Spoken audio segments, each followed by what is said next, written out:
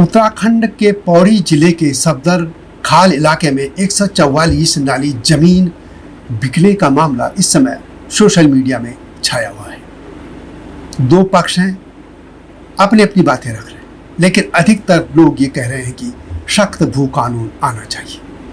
यह जो सरकार ने बनाया उस कानून का क्या हुआ कि ये जमीन कैसे बिक गई। लेकिन मेरा एक अलग नजरिया है इसमें कि क्या ये जो जमीन बिक रही है या जो शहर जैसा बनाया जा रहा है, क्या ये काम सरकार को नहीं करना चाहिए था। तो चलिए इसी मुद्दे पर मैं बात करूंगा।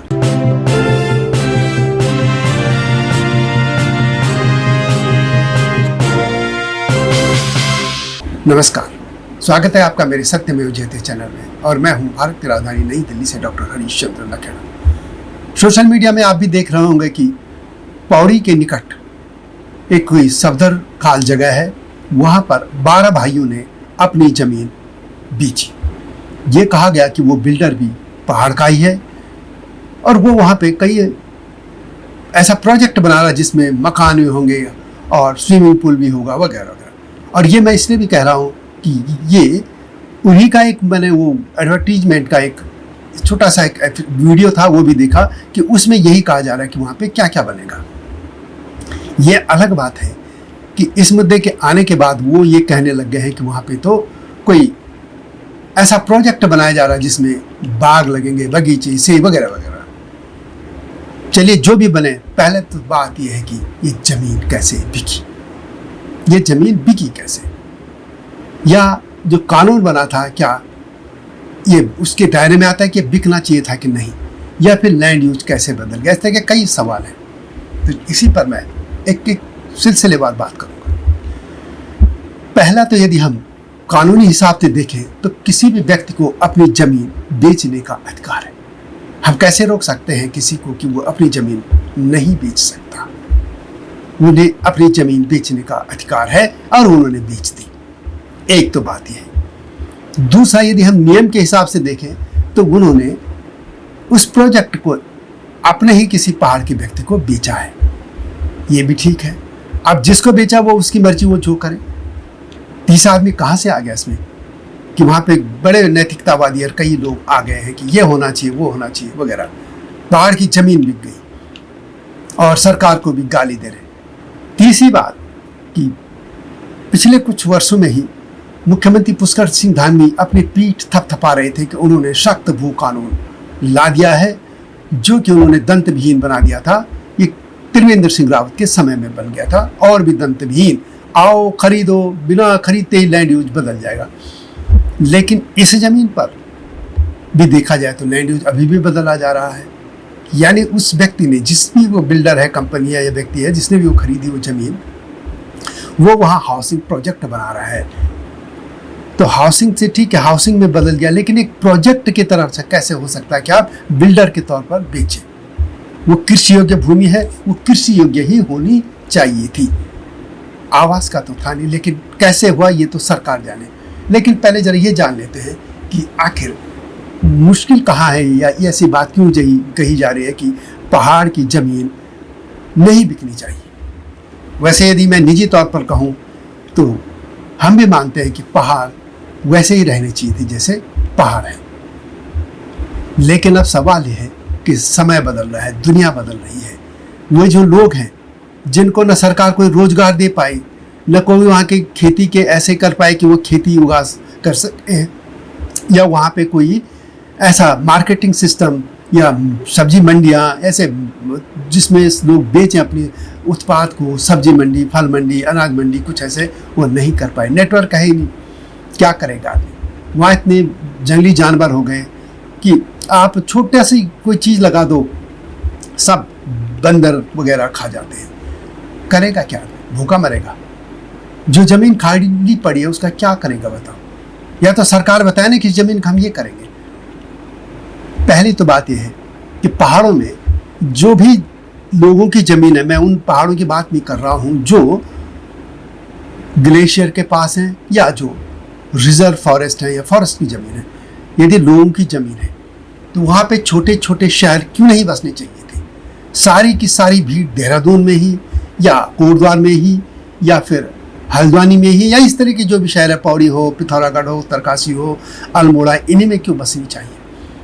छोटे छोटे शहर क्यों नहीं बसाना चाहती सरकार उत्तराखंड की? यदि आप नहीं बसाएंगे तो इस तरीके से बसेंगे। आप कभी नैनीताल चले जाओ, नैनीताल में पूरी दिल्ली के लोग वहां बस गए हैं, गांव की जमीनें बिक गई हैं। और गजब की बात देखिए कि जो लोग भूमि बेचने के खिलाफ आंदोलन करते हैं, रोजगार, नशा नहीं रोजगार दो, इस तरह के आंदोलन करते रहे हैं, वो इस जगह पर जो नैनीताल की पूरी जमीन बिक गई पहाड़ों की, उस पर खामोश रहते हैं। पौड़ी की जमीनें जी बिक रही है तो उस आदमी का क्या, उसकी क्या ये क्या कहते हैं कि दोष है कि वो जमीन नहीं बेचनी चाहिए उसको? लेकिन सत्य क्या है, देखिए अब हो क्या रहा है। वो भले व्यक्ति हैं, सीधे व्यक्ति हैं, गरीब लोग हैं, पैसा है नहीं, क्या करें, क्या करेगा आदमी? पशुपालन भी ना, बाघ खा जाएगा वहाँ, बाघ या तेंदुआ खा जाएगा, जो भी पशुपालन करेगा क्या? आप सेब के भी पौधे लगाएं, कितने लोग वहाँ यही फल के पौधे लगाएंगे? कौन सी नेटवर्किंग है आपकी? पौधे लगाएंगे आप, पेड़ पौधे लगाएंगे सेब के, वो लगाएंगे 20 साल बाद पौधे वहाँ के हिसाब से देंगे तो आपको फल देंगे, तब तक के लोग अपने जीवन मर जाएंगे। तो उनको क्यों नहीं अधिकार अपनी जमीन बेचने का? होना ये चाहिए था कि सरकार को ये करना चाहिए था कि किसानों की जो भी जमीन है उत्तराखंड में एक रेट फिक्स हो जाना चाहिए था। दिल्ली में जब मुख्यमंत्री साहब सिंह वर्मा बने तो उससे पहले डीडी छूट बहुत कम रकम में पैसे में जमीन एक्वायर करता था, लोगों को मुआवजा देता था, बहुत कम पैसा होता था, हालांकि इतना कम भी नहीं था लेकिन कम था। आते उन्होंने एक बड़ी रकम कहा कि इतनी उस पर जमीन मिनिमम इस रेट पर खरीदी जाएगी, क्योंकि डीडी यदि एक्वायर भी करता है तो लेकिन पूरा प्रोसेस दिल्ली सरकार से ही होता है। तो उन्होंने एक तय कर दिया। उसके बाद जो लोगों की जमीन थी वो पैसा आया, उन्होंने मकान बनाए, किराए पे डाले, फैक्ट्रियाँ डाली, जो भी किया, कारोबार किया, वो समृद्धि उनके पास और आती गई। क्या उत्तराखंड की सरकार ऐसा नहीं कर सकती कि वहाँ की जो जमीन है कहीं भी बिके, वो 50 लाख, 75 लाख, 1 करोड़ रुपया ऐसा नाली के हिसाब से कर दे या जो भी वार रेट है, तो लोगों को पैसा भी मिलेगा और जो बिल्डर टाइप है वो भी खरीदने में डरेंगे कि इतनी जमीन, और लोगों को पैसा मिलेगा। एक मुख्यमंत्री थे, एक बार उन्होंने मुझसे कहा था कि सब लोग तो पहाड़ से आगे, जब उन्होंने ये दंतविहीन कानून बनाया था तो कहा उन्होंने कि जब आप लोग तो सभी दिल्ली आ गए, वहाँ कोई तो रहेगा। ये बात सही है उनकी, कोई तो रहेगा, लेकिन कौन रहेगा, कैसे लोग रहेंगे, ये तो सरकार तय कर सकती है ना, कैसे लोग सरकार करे। इसलिए नियम तो बनने चाहिए थे। अब कोई भी खरीदेगा, वहाँ कौन बस रहा, क्या बस रहा, कुछ नहीं। अब वो पानी की जो बात आ रही है, वो जो उन्होंने ज़मीन बेची वो कह रहे हैं कि हमने लिख के दिया है कि पानी नहीं लोगे। कौन पूछता है लिख के? भाई तुम्हारी ज़मीन गई, उसके बाद आपके सारे संसाधनों पर भी कब्जा होगा, कोई नहीं पूछने वाला, कोई नहीं देखता इसमें, ये इसका कोई वैल्यू नहीं है। जब आप रजिस्ट्री कराते हैं, रजिस्ट्री में पानी उनी का कोई एग्रीमेंट का ऐसा कुछ नहीं होता। अब वो वहाँ स्विमिंग पूल भी बनाने जा रहे हैं, उस पहाड़ की चोटी पर पानी कहाँ से आएगा? या ये मान सकते हैं कि वो बिल्डर इतना ताकतवर है कि उसकी जेब में सारी सरकार है, मंत्री हैं, विधायक हैं, सांसद हैं, नेता हैं, सब हैं, कि जो यानी उसको ऐसी पानी की परियोजना नदी से खींच कर दे देंगे जो वहाँ पे स्विमिंग पूल बना देगा। क्योंकि आसपास पहाड़ों में इतने बड़े स्रोत तो है नहीं वहाँ कि पूरा स्विमिंग पूल बने। या तो फिर वो झूठ बोल रहा लोगों से कि यार अपनी जो वहाँ बेचने के लिए, इन पर भी जांच होनी चाहिए। लेकिन पहली तो बात है कि ये छोटे छोटे जो आवासीय परियोजना एक बिल्डर बना रहा, वो सरकार की तरफ से क्यों नहीं होनी चाहिए? आप हरियाणा में जाइए, वहाँ के किसी भी शहर में जाइए, वहाँ पहले से ही पता है कि यहाँ सेक्टर होंगे, यहाँ ऐसे होगा, ये होगा। यहाँ उत्तराखंड में क्यों नहीं हो रहा?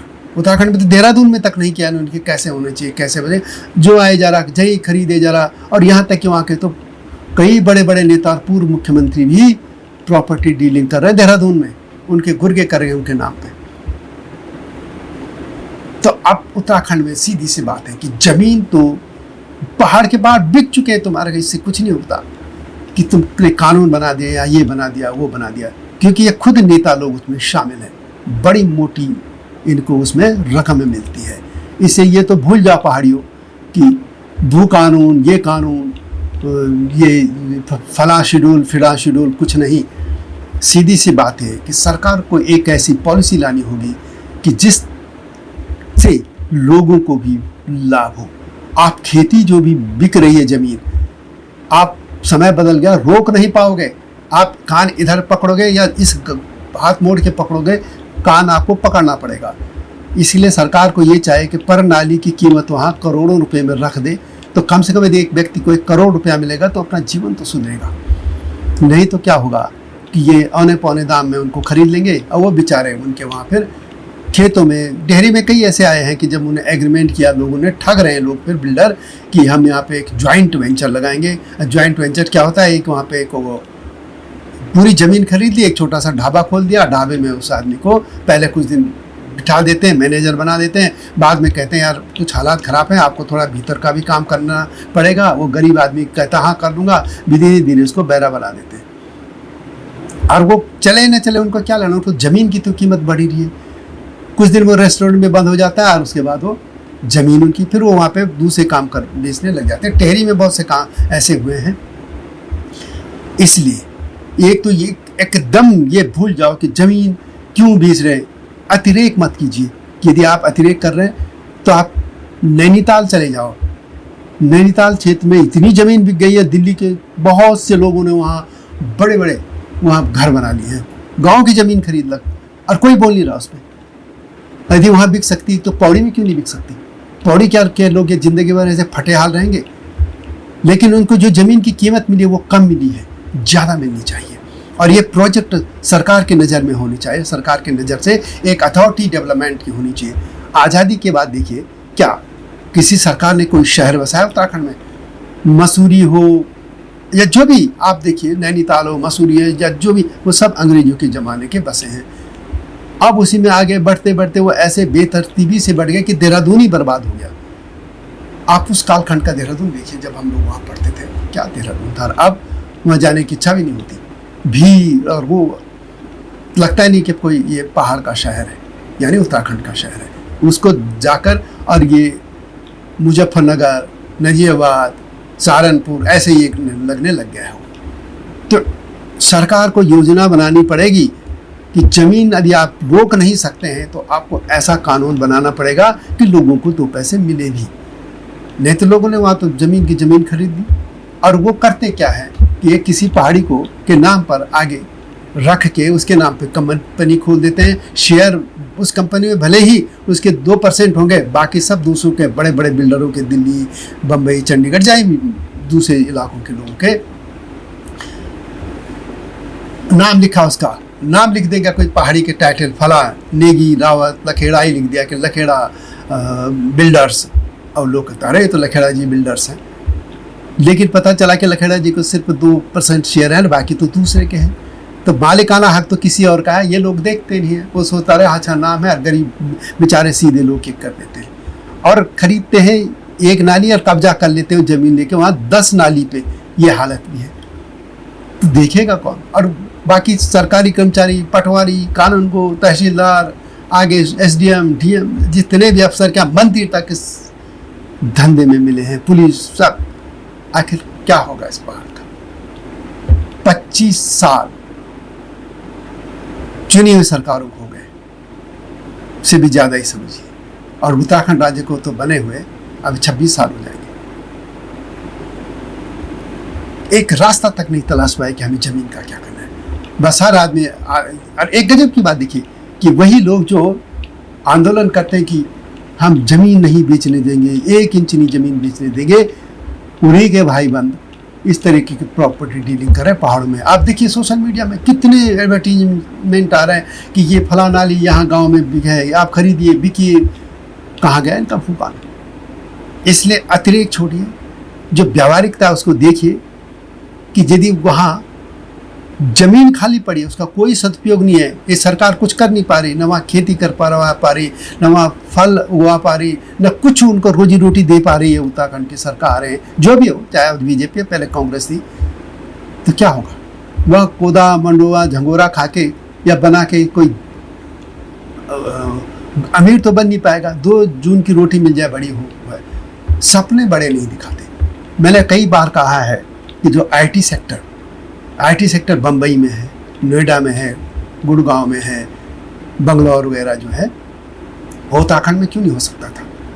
इसी कॉलोनी की आप बात कीजिए, यदि यहीं पे कोई आईटी सेक्टर का बड़ा एक हब बन जाता उस जहाँ पे ज़मीन लोगों की, तो लोगों को अच्छा रोज़गार मिलता, बैरे तो नहीं बनते होटलों में, और वहाँ पे एसी की ज़रूरत नहीं है, डस्ट नहीं है, वहाँ स्कूल खुलते, कॉलेज खुलते, पानी देता, आईटी सेक्टर खुलता, अच्छे लोग आते तो अच्छा समाज बनता।